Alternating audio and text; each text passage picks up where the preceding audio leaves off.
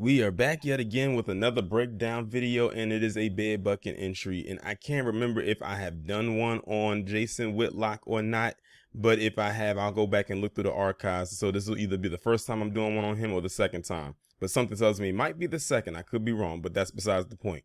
So for those of you who are new, who do not know how my breakdowns work, I play the video in its entirety. Unless it's a very long video, then I'll do the stop and go. But if it's a very short video like this one is going to be, then I'll play the whole video and then I'll go back and dissect what it is that the person is talking about. But in this video, you had Jason Whitlock, or, you know, Fat Lock or Whale Lock or whatever nicknames you could come up with for him, talking about how reparations is an entitlement. He literally said that it's an entitlement, that black people should be thanking America or stuff like that. He kisses PC's ass a lot, for those of you who are unaware, but I think most of my audience is aware of him, unfortunately. But I'm gonna go ahead and play this clip and you'll hear exactly what I'm talking about. Monday night, a white woman tried to slap some sense into CNN hostess Don Lemon. She took him to school on the whole notion that ancestors of black slaves are owed reparations. Reparations are an entitlement. They're rooted in the desire to be compensated for the oppression suffered by others. Entitlement handicaps the mind and undermines productivity. America does not owe me. I owe America. I owe my ancestors. The same goes for Don Lemon and everyone else. Okay, so you just heard it right there. You just heard the whole thing right there. So now we're going to go back and break down. And it's very interesting that he has this very disparaging thing to say about reparations when he has a picture of MLK right there back. And how interestingly enough, the picture is of his mugshot. But that's Fat Lock for you. But let's go ahead and now break down what the hell he's talking about, because it is a bunch of BS. Monday night, a white woman tried to slap some sense into CNN hostess Don Lemon. Let's start right there. It probably put a smile on his face to know that a white woman, quote unquote, checked Donna. Now, granted, we all have our issues with Donna, especially because of stuff that he has said in the past and whatnot. But he couldn't wait to pedestalize that white woman. He couldn't wait to pedestalize her. He said, a white woman. Hear how his voice sounded when he said that. He sounded very proud to say that. But like I said, if you look at a lot of his other interviews, as a matter of fact, I was watching a video that the Amazing Lucas did on this same topic, and he incorporated a video that Jason did with Dr. Boyce Watkins, and they were talking about reparations. I can't exactly remember in verbatim what he said, but again, in that same topic or discussion, Jason is again pedestalizing PC people. That's just what he does. That's just who he is. This guy hates the skin that he's in. He hates the body he's in too. I mean, look at him. The guy looks like a melted chocolate bar on a hot summer day. Like literally, he looks like he's sitting there melting in that chair. Every day he wakes up and looks in the mirror, if he has any mirrors, and he's disgusted with what he sees. He's probably even more disgusted when he has to talk about black people. Well, I take that back. He finds enjoyment in it because that's the only thing that gives him some sort of relevancy. She took him to school on the whole notion that ancestors of black slaves are owed reparations. Reparations are an entitlement. He said reparations are an entitlement, as if black people don't deserve them. No, reparations is a debt that is owed to the descendants of chattel American slavery. And like I said, the crazy part about it is Jason Fatlock or Shitlock would fall into that category, because if I'm not mistaken, I believe he is FBA, if I'm not mistaken. So he would be entitled to that.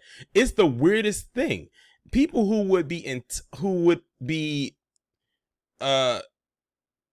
in line to receive reparations, who deserve them based on lineage, are some of the ones that are pushing against it, like him. It's the weirdest thing. We'll expect that from people who may look like us, who may be in the diaspora, who don't qualify. But he is so against his own people that this doesn't surprise anybody. That's why you'll never see me going off on Fatlock like that, like I used to.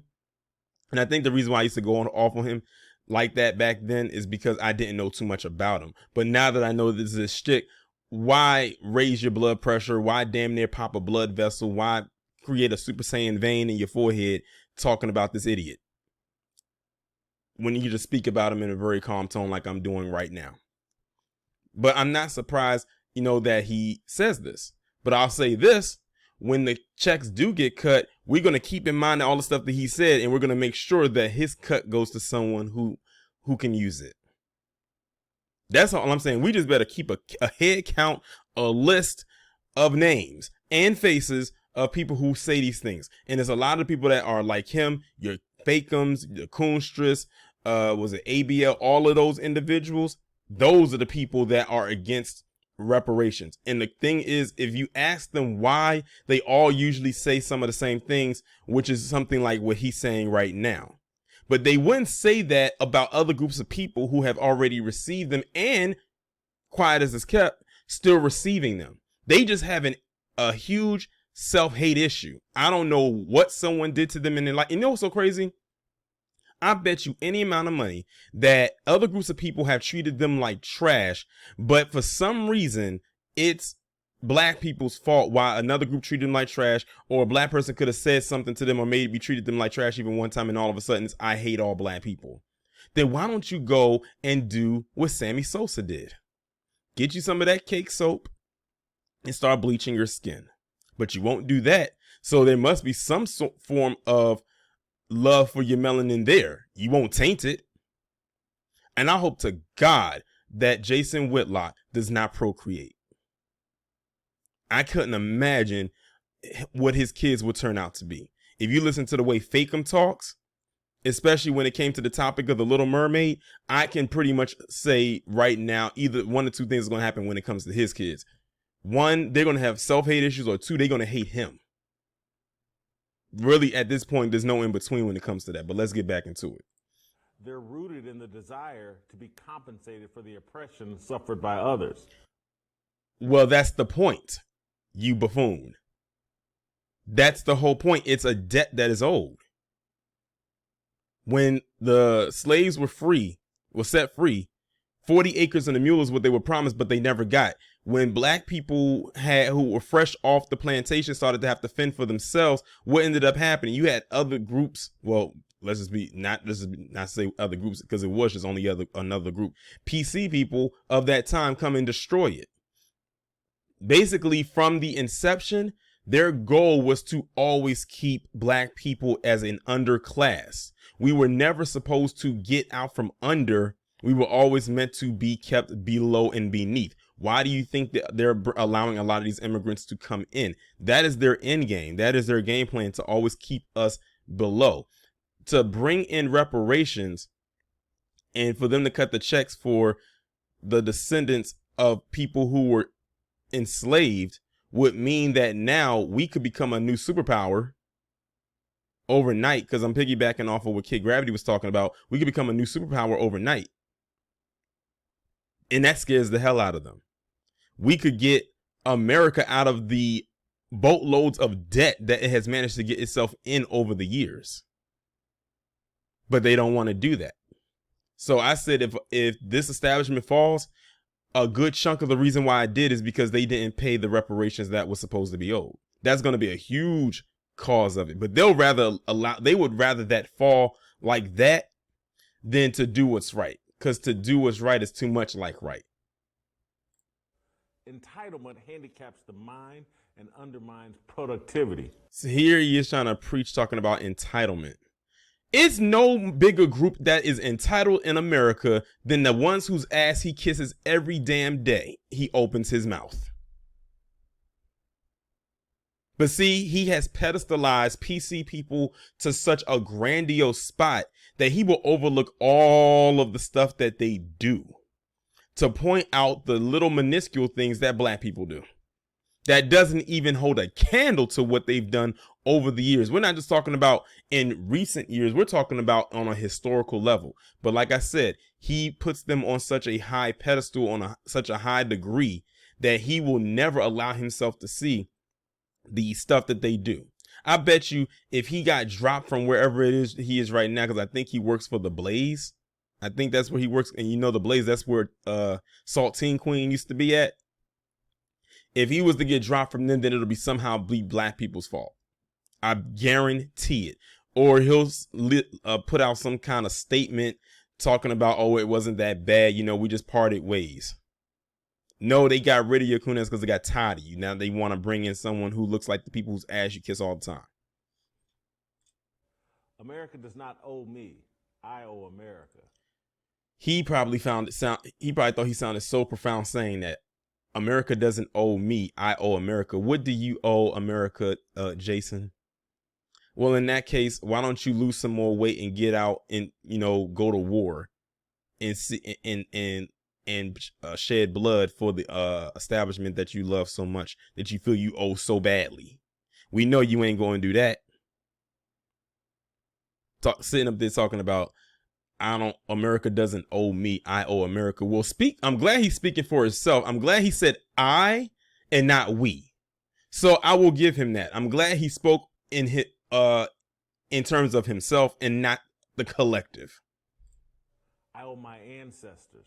The same goes for Don Lemon and everyone else. Your ancestors hate you, Jason. They are rolling in their graves right now. They are disgusted with who you are as a person and as a being. This guy is a waste of space, a waste of sperm, a waste of melanin, a waste of manhood. And he has to know that, but he probably doesn't care, because one is what was just said is coming from a black person who he feels he's above.